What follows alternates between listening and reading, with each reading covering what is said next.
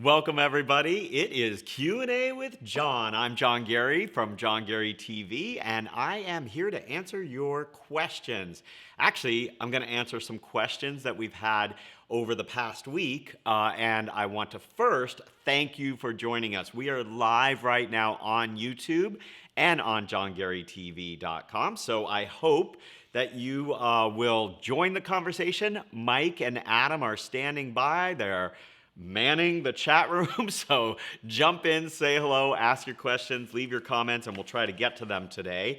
We have a super great show for you today, but before we get started with that, you probably saw from the preview shot that our show today is about marketing. But part of that, the first thing I'm going to do is answer a question that I hear all the time, and I have for years and years and years, which is, does Pilates make you taller? So you're gonna have to wait a second until we get to that, because I wanna talk about a few other things first. So first of all, if you're not a subscriber to us on YouTube, we would love for you to subscribe. And also, as you're watching this video, if you like it, if you're getting some good information, please hit the like button. That does help us to increase our audience. So that's great. Also, I mentioned to put your comments in. If you're watching this, however, after the live show, still add your comments in our comments section, either on YouTube or on johngarytv.com, and we will try to get to those comments in our next show. Or, you know, I'll answer whatever I can directly. I try to answer all of the questions and comments that we get, both on YouTube and on our website, so you can check both those places.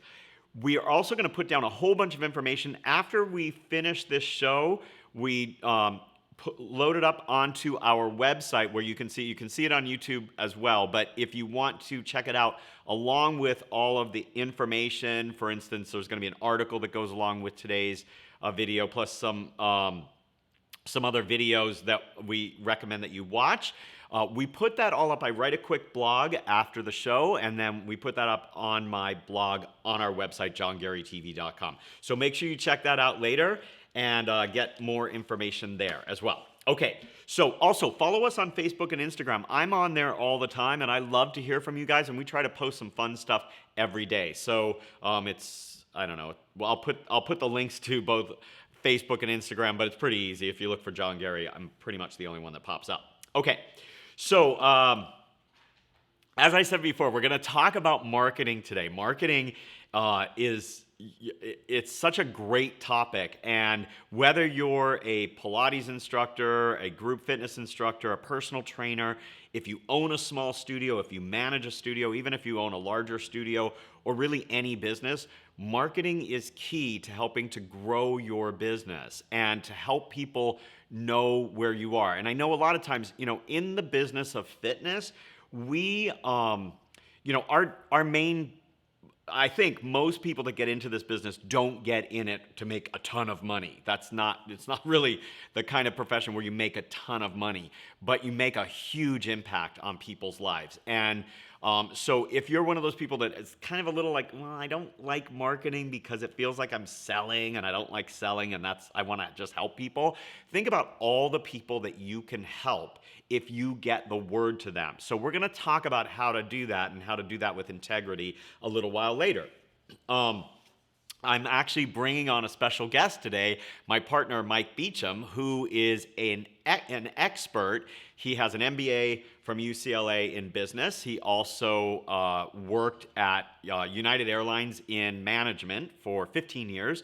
And now we own 2 successful businesses. So he is really good at it. He's great with all the business stuff. And I want to have him on our show frequently so that he can really talk about topics that are going to be of interest to you and that will help you market yourself and market your business as well. Okay, so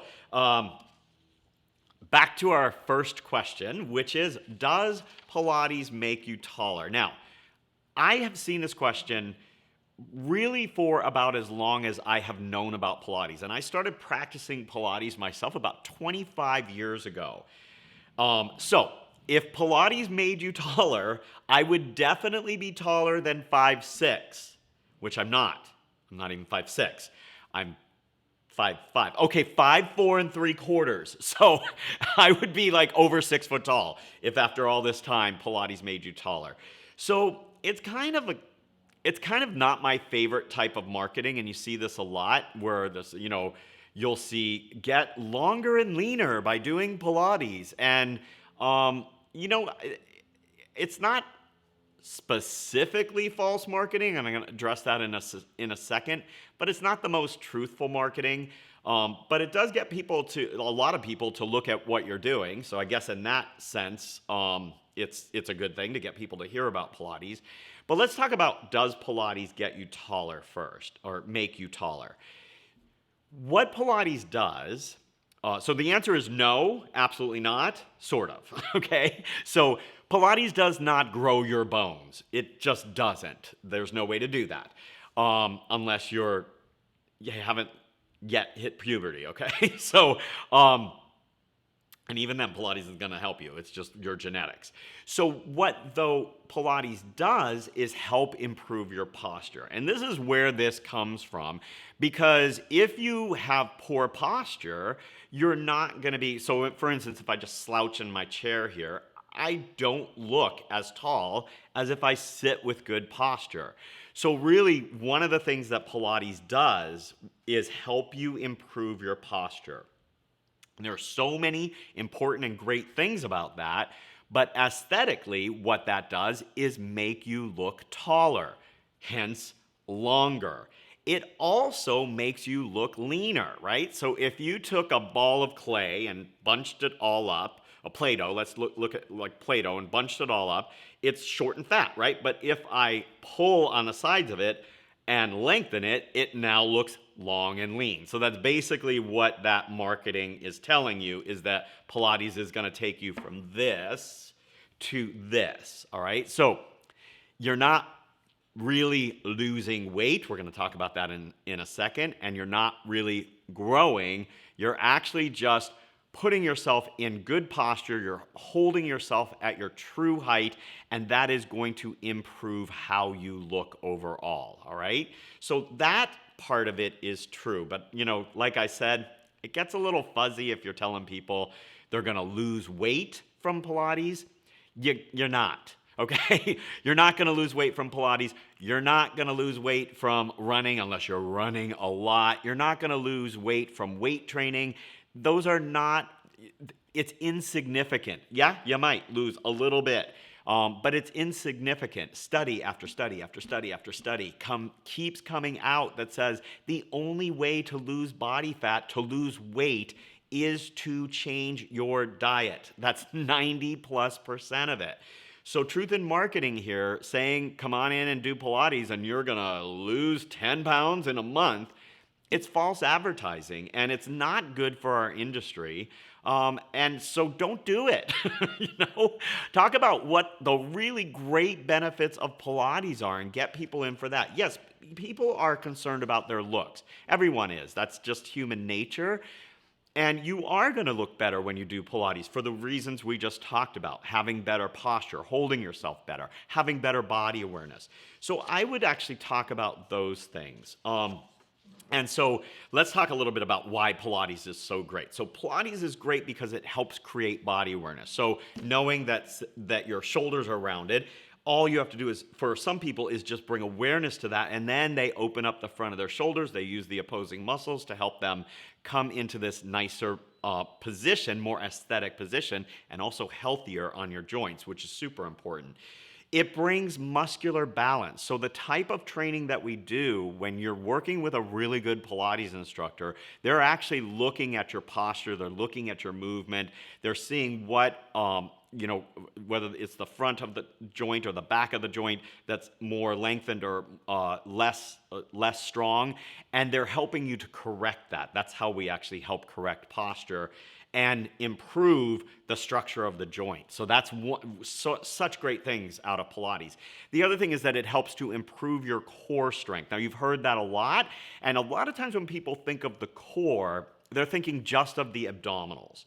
But think of the core as really the center around the joint, right really close around the joint. So we're not just talking about the abdominals. Of course, we are including the abdominals, but think of the deep muscles around the shoulder joint, around the scapula and the shoulder girdle, around the hip joint, around the knee, around the elbow. All of those core muscles are also what Pilates helps to strengthen, again, that helps with posture, but it also is going to be really helpful for any other activity that you do. So if you're an athlete or, for me, I love weightlifting. Once I started doing Pilates and really focusing on body awareness and proper biomechanics and strengthening my core, all of the things that I did in strength training got better. It added to that. So for me, that was the big selling point, and I didn't really in the beginning understand why or how that was happening. It was only after a lot of study and really learning from people who understood what Pilates did from a very deep level, did I come to appreciate everything that Pilates could do. So that's the kind of marketing I think we want to be doing to help really increase knowledge about what Pilates is and help you and your business. I do believe that Pilates should be a part of everyone's fitness regime. It's really super important. But that goes along with proper nutrition, so eating correctly for maintaining a really healthy body weight, but also for helping you recover from activities that you do, for energy, all the things that nutrition is really great for.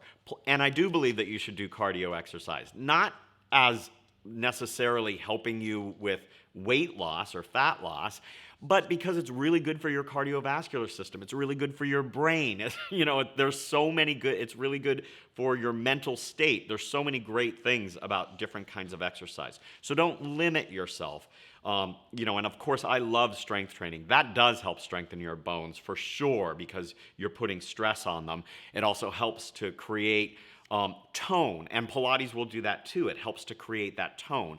So I don't know if you've ever, and I don't really love this term, but I don't know if you've ever heard of the term skinny fat. Somebody looks skinny fat. And that means that they're not heavy, but they don't look toned.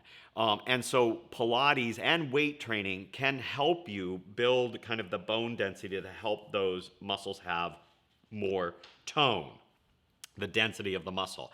And that you can actually see because, again, it's an aesthetic thing. Okay. All right, so all of this has to do with how we market ourselves. And so I wanted to bring in an expert to help us talk about that. I mean, now that we know what Pilates does, how do we get that message out? What are the best ways for us to market? And so I asked my partner, Mike Beauchamp, to come on the show today. We taped it earlier, and he is going to give you first an overview of what marketing is, and then his 3 top tips for how to market your business and get the most out of marketing. So, Adam, are we ready to go? All right, let's roll the tape. Well, today we're going to talk to my partner, Mike Beauchamp, about marketing. Mike is an expert in the field of business. He worked in the corporate industry for United Airlines for 15 years. Was it something? 16, yeah. 16 years in management, and now he runs 2 successful businesses with me, and those are small businesses. So he's got a really good perspective on how to run a business, how to manage a business, how to lead a company, and today we're going to tap into his knowledge on marketing, of which he's got a lot. So we're just going to kind of touch on what I wanted him to do is come up with 3 tips for people in terms of marketing. So welcome, Mike. Thanks for joining me. That's great to be here. Yeah, it's great to have you here. And guys, if you have questions or comments as we're going through, you can write them down. We are going to run this during our Q&A, so that'll be live. And then Mike will be available too to answer any questions that you have during that time. So let's get started. I think one of the biggest questions, a lot of new, this is great for you whether you own a studio, whether you manage a studio or a small fitness center or a large fitness center. or if you're just an independent instructor and you're trying to build your own business. This is all great information. But I think one of the questions that a lot of people have is, what is marketing? What exactly is it? So tell us, Mike, what's marketing? Marketing is so much more than what comes to mind for most people. So when many people think of marketing, the first thing they think of is advertising. That's an important part of marketing, but it's just one aspect. So the best way for me to remember kind of how broad marketing is to think of it as the marketing mix. So there are a lot of things that go into marketing. It's like a recipe. Okay. So in business school, the first thing that you learn classically about marketing is that it's comprised of the 4 Ps. Four Ps. 4 Ps. Not in any particular order, because I always come out with them in a different order, but product, price, promotion, and place. Okay. Right? So let's think of us as like selling some kind of product. So let's say you're a baker, and you want to create a really fancy kind of like bread or confection. And so you want to figure out like, how do I sell this? But you've got to think, you've already come up with your product. So you already know it's going to be a fancy bread. So then you'll think, well, how should I price this? Well, I might price this higher than kind of my basic just white bread. Mm-hmm. And where am I going to sell it? Well, the place I'm going to sell it might be at some kind of like farmer's market, artisanal sort of place versus Walmart. And then how do I let people know about it? Maybe that's a kind of viral, get people, word of mouth, people to kind of help you talk about it because it's such a special, unique product versus taking out a Google AdWord. Okay. Okay. So those are the kind of, that ties in briefly with the 4 elements of the 4 Ps. Okay.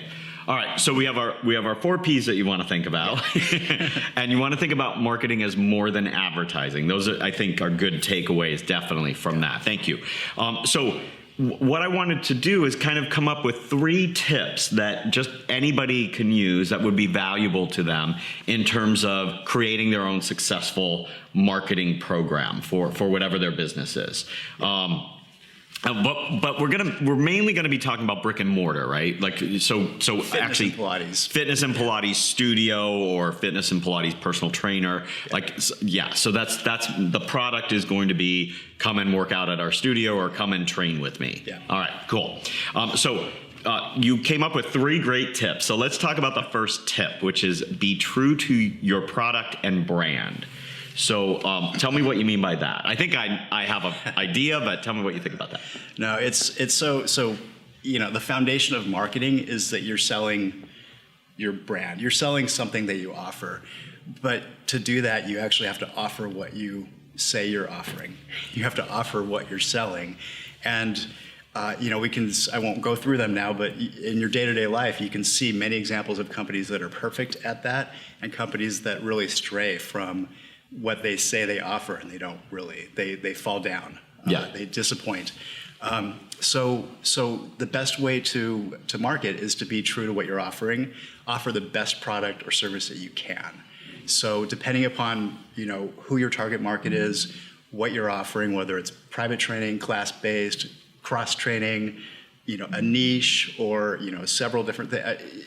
You decide what you want to sell and what you want to do, but then do it perfectly. Mm-hmm. Do it the best that you can do it, because the truer you are to what you say you're going to offer and what you say you are expert at, the better experience your current clients are going to have. Yeah. Make sense? Yeah. I like that. There's a saying, I'm trying to think of the guy, is it Stephen Covey or something like that? It might not be the right name, but he says, just be sure to keep the main thing the main thing.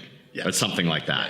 And that's it, right? You find what you're good at and you focus on that. It's really easy to get distracted, and I'm guilty of this, where I want to offer this and I want to offer that, and ooh, let's try this and let's try that. But you always want to make sure that you're, like you said, you're really true to what your product is, and that's how you market that. Yeah. Yeah.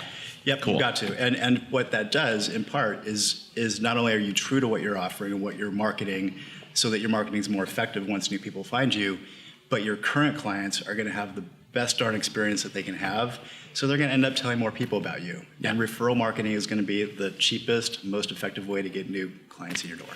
And in our business, especially, right, referral is number one in terms by of far. Yeah, by far. Yeah. Okay. All right. So good. Anything else about that point? We're good. Yep. Yeah. All right. So the second tip that you had was your pricing is a big part of your marketing. 4 Ps. Yeah. Pricing is one of them. Okay. So yeah. it's at least 25% of your marketing. And, there are so many different price points in the fitness and Pilates world. You've got to find the one or the ones that are right for you. But what I want to focus on with this is introductory pricing. So marketing is all about getting new clients in. So let's get new clients in. How do we get them in? It's pretty common practice in the fitness industry to have kind of lower introductory pricing, sometimes even free. It's just how this industry operates. It's also really hard for new people to make that choice to come in, to cross your threshold, to even make it into a gym or a Pilates studio or a fitness center, because there's a lot that is behind that. So once they make it in, you really want to make it so that it's an easy decision for them to try you out, to say yes, make it easy for them to say yes. So you should have some sort of introductory pricing, some kind of offer. I don't recommend free. It does work for some businesses, but it really should be consistent with kind of your regular pricing. There should be a tie with your regular pricing and what you offer. And I think of free as something that is probably more beneficial to somebody brand new in the market, where they have no referral. It's just, let's just get some eyeballs in here. Let's get some people. But once you've kind of established yourself, then free doesn't really work. I think it kind of devalues your product. It gives those new clients or potential new clients, they have no skin in the game. They have no reason to stay after a free workout. They haven't invested in anything. So even if they're investing a small amount, they're still paying you money. They're still trading you money in exchange for an experience, which gets them used to trading you money for more experiences and for an ongoing experience. So what I recommend with introductory offers is that they should be kind of consistent with your regular pricing, but still be perceived as a deal. Okay. So here's an example from our own business. We have memberships that range from $79 a month up to $189. On average, it's about $125 that people are paying. So per month. So our introductory offer shouldn't be $9 because that's so far away from what people will actually pay each month. But if we made our introductory offer $100, that's more than most people might want to pay to try something. Right? So typically, I would say to have your introductory offer be about 50% of what people would normally pay. In our case, we offer a 2-week trial at $59. So it's 50% of what the average of what people are paying. It's right in there, the $120 range, but they're only getting 2 weeks. So they're actually paying regular pricing, but they get a shorter, less expensive way to try it out. If they end up signing up for our highest price point of $189, then they're actually getting a 37% discount on that 2-week experience. So there's definitely value there. But it just gets them used to the fact that they're going to pay something. When we first started offering a 2-week trial, it was $29. That wasn't for everything. That only included our group fitness membership, which is, $109 to $119, $129 in that price point. And that was a great intro for that. Maybe a little bit low, but it was okay. It was when we just expanded our group fitness program, though. So, we had added a ton more capacity. And so that's another thing that you and I talked about before is, remember that you are taking up resources. So if you're giving something away for free, you're actually, especially in a group class, you're actually taking up resources. And if you already have a pretty full program, you may be cutting out opportunity for people who are actually already a member. So you have to think about that as well in that whole pricing point and price it at a place where the people, like you said, they have skin in the game, but they also are people who who are willing to pay that amount to come and work out. You're giving them expectation of what they should expect. So there's no surprises, there's no sticker shock. And I will add, once we started our Pilates membership, which is a higher price point than our group fitness, we had a separate introductory offer for that, which was higher. It Yeah. was $69, and so it represented a difference from the group fitness. We then decided it was inconsistent with our brand to have two separate introductory offers, and so we combined them into one at $59 because we want everyone to cross-train. Yeah. You know, go back to point number one, we're being true to our brand. We ended up getting a lot fewer people signing up for the intro offer, but our conversion from the introductory offer to memberships went up. Yeah. So yes, you know, we traded off the churn Volume, of people signing up for $29, but we got quality in terms of clients sticking around. People who really knew what they were investing in, and like you said, you set the expectation. Yeah, that's really good. So on that, I want to touch on briefly, you had mentioned before what I call outside fillers.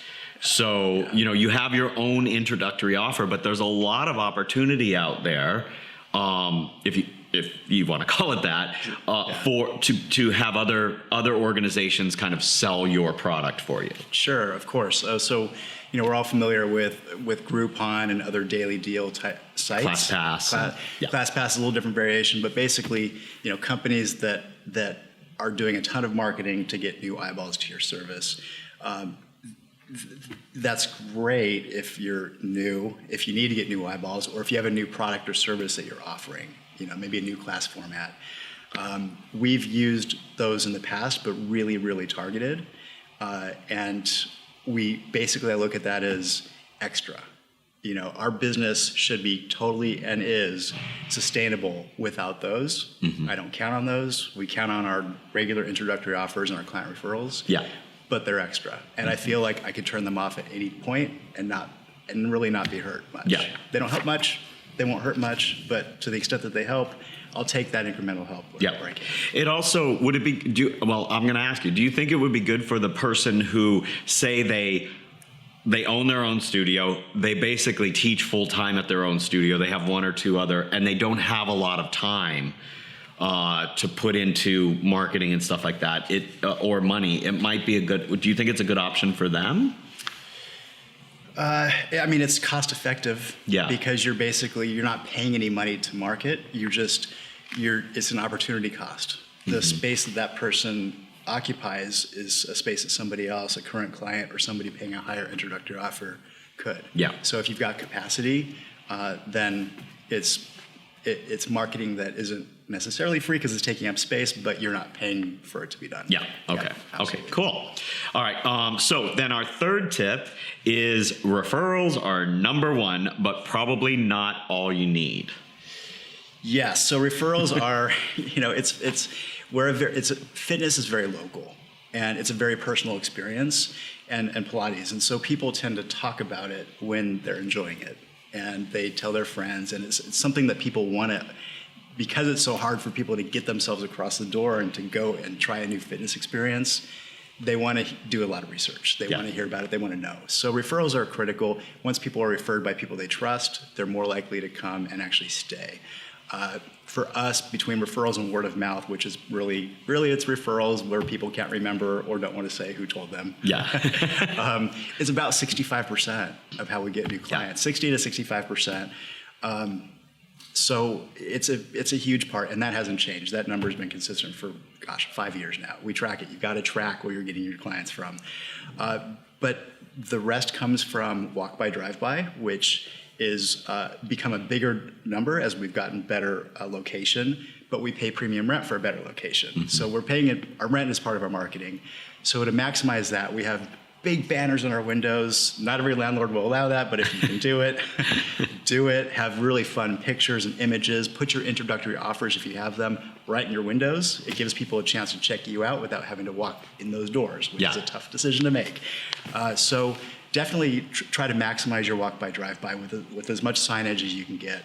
But that still leaves, in our case, about 20 to 25% of how we get new clients. That has to be filled somewhere. So we advertise. And it's tough because we track these numbers, and we've gone in and out of Google AdWords campaigns over the years. We've gone in and out of Yelp ads.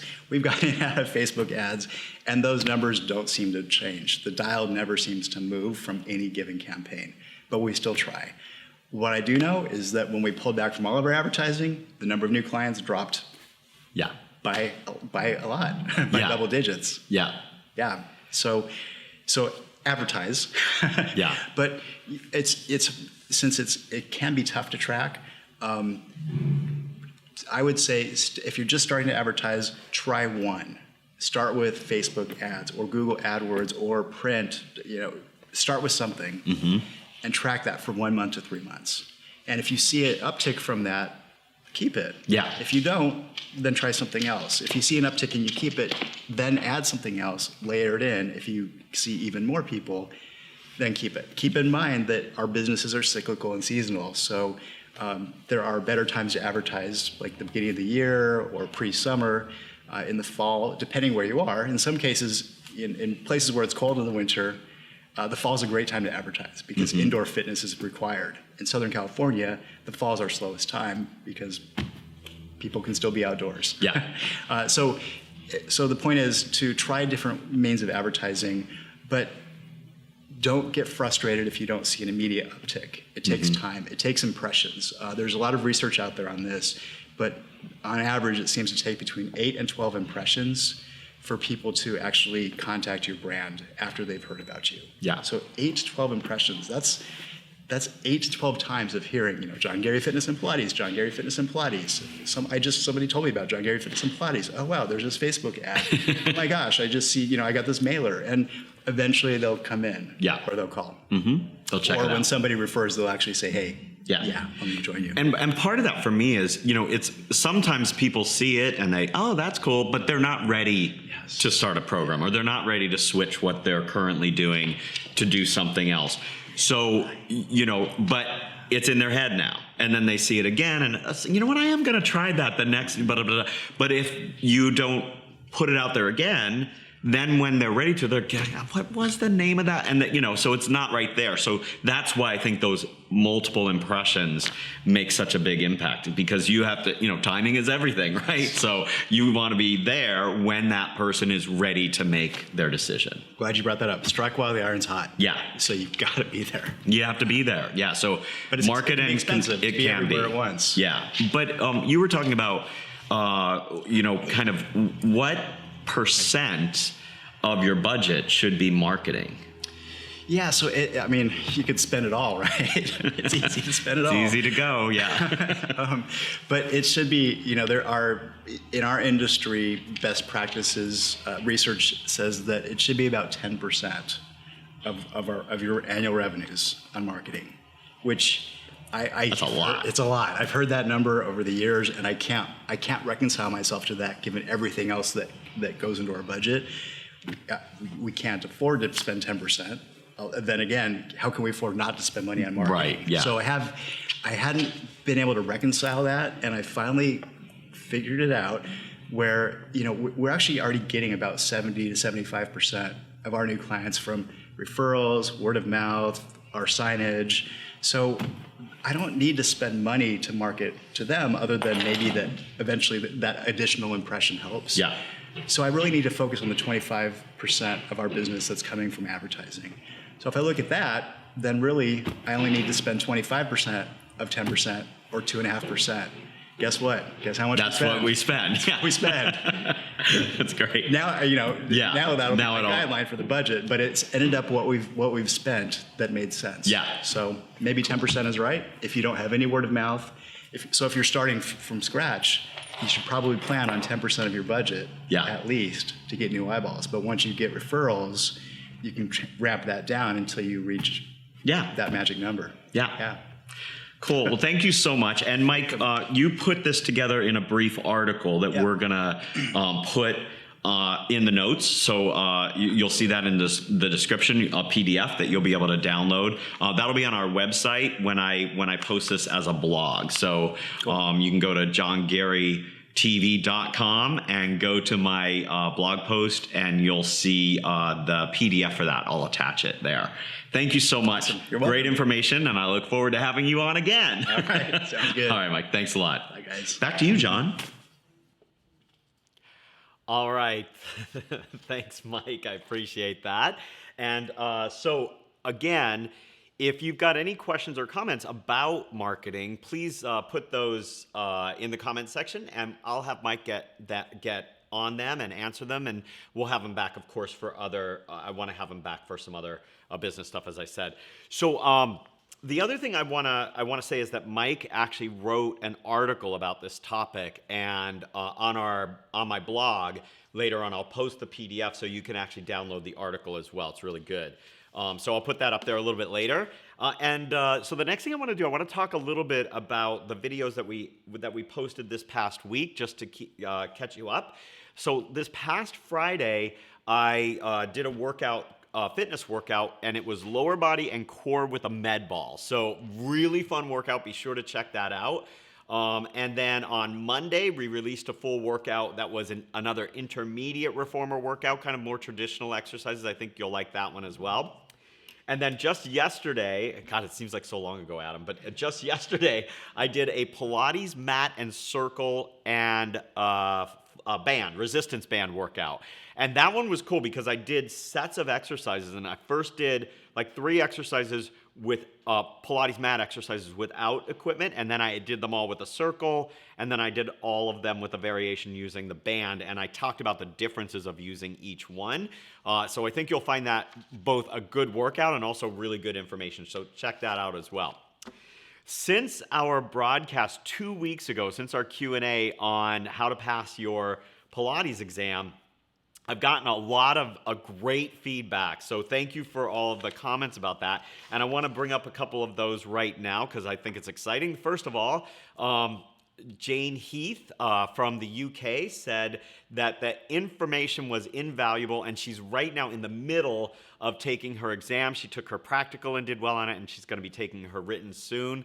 So best of luck, Jane. Let us know how it goes. And then I'd like to also congratulate Marcio, and I think it's Strelo, from Brazil. He just contacted me and let me know that he passed his Stop Pilates certification exam. So congrats to you. That's really great. I know how challenging that exam is. I actually administer that exam, and I've taken it myself. It's super challenging, so good for you. And if you are in the middle of taking your exam, make sure you check that out, or you're going to be taking your exam at some point in the future. Make sure you check out that Q&A. I think it's episode 6, how to pass your Pilates exam. There's a lot of really useful information in there, whether it's a Stop Pilates exam or the PMA exam. I think it'll be really helpful for you. Then also, I want to give it that shout out to Marcio in Brazil, if you're watching.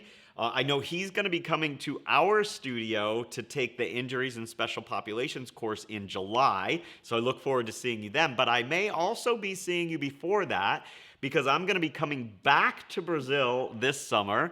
I'm going to be teaching again at in Rio de Janeiro at the Contrologia conference, which is a Pilates conference, and I'm really looking forward to that. That's June 9th to 11th.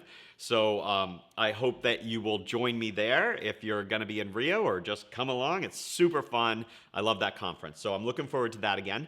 And then all of the upcoming appearances that I have scheduled for this year are on johngarytv.com. You can go to the knowledge page. You can go to the knowledge drop-down list and look at Educate Yourself. On that page, I post all of the appearances that I have coming up. And in just 2 weeks, we have our first conference at our Fitness and Pilates studio in Long Beach, California. And I'm going to be teaching. It's a Stop Pilates conference from March 10th to 12th, so that's just 2 weeks away. I'm going to be teaching. I can't wait for that. And we also have 2 of our lead instructor trainers teaching, Mary Jo Ketterhagen-Ida and Heather Lawson, and they're going to be teaching all of the Marathon brands, most of the Marathon brands at this one. So you're going to see some Stop Pilates in there, some Total Bar, some Zenga. It's going to be really cool. So I hope you will join me. I'm teaching some athletic conditioning workshops that I'm super excited about. Some of them at some of the Reformer. And I'm also going to be teaching some really cool Reformer workshops about introducing intermediate work to your clients. It's super cool workshops. So come and join us. Come on out to Long Beach. We actually are having a special visit from one of our subscribers, Sue Sweeney from New Zealand, is going to be coming out for the conference. So I'm excited to meet her, to see her in person, and we welcome you all. So come on out. And that does it for us for this week. Are we good? Yeah. We have some comments. We have some comments. Okay. What do we got there? Stephanie wishes your videos would count as CECs. I wish they would too. But Stop Pilates doesn't offer online CECs, so sorry. And plus, all of the workshops that are on John Gary TV are actually my own creation, and the classes are just master classes. So they do come with notes, so that's a really good thing. But coming soon, we might have an announcement about CECs being offered. I'm working on something. I don't want to kind of spill the beans before that happens, but I'm still, who knows, maybe at some point we'll be able to do Stop Pilates CECs. That may happen at some point, but we just don't offer online CECs at this time. But I hope you'll continue to watch because there's really great content in there. Whether or not they're for CECs, it will really help you improve and help you out with your teaching. Anything else? Yeah? One question. Okay, what's the question? What is your opinion on instructors using their private homes as their personal studios? So the question is, what is your opinion on people using their private homes as studios? I don't have any problem with that at all. I mean, I think you need to decide for yourself whether you want to have your home and your business in the same place. I think you also have to make sure that legally you're able to do that. I know there are local laws that you need to follow, business applications that you need to do. There's all kinds of stuff that you should look into for your own sake so that you don't get into any legal issues or libel issues. But I think if all of those things are cleared, who doesn't want to stay at home and work? So that's my answer to that. I'm probably not really, I don't know if that's what you were looking for, but yeah, no, I think it's fine. I wish I could have my studio in my house. It's too big now. It's way too big. We'd have to move into the studio. That would be better than having the studio moved to us, which we practically live there anyway. So that's it. Anything else? We're good. Ariel just wants a shout out. Hello, Ariel. Yes, this is live, and I'm going to say your name again. Ariel Lopez. Shout out. Thanks for joining us. And that's it. That's it for us for this week. I hope you enjoyed this, and leave your comments, leave your questions, and I'll see you next week. I can't believe we're 2 months in. I really appreciate you following us. Hit the like button, subscribe to us, and we'll see you again. Bye, everybody.